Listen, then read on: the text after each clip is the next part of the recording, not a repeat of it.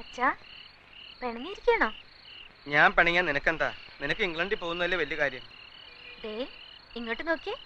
പപ്പ എന്നെ പഠിക്കാൻ അയച്ചപ്പോ അച്ഛന് പറഞ്ഞുകൂടായിരുന്നോ? ഞാൻ വെറും ഡ്രൈവറാണ്, എന്റെ മോൾ ഇവിടെ വല്ല തൂത്തു തുടപ്പോ അടുക്കള പണിയോ ചെയ്തോണ്ട് ഇവിടെ നിന്നോളുന്ന്.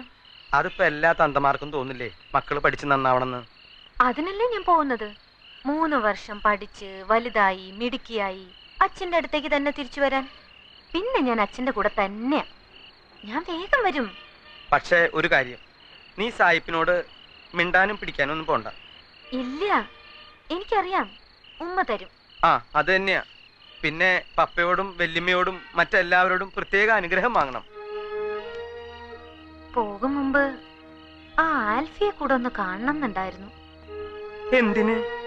ഞാൻ വിചാരിച്ചതുപോലെ കുഴപ്പക്കാരനല്ല അയാള്. അച്ഛാ, പിണങ്ങിയിരിക്കണോ?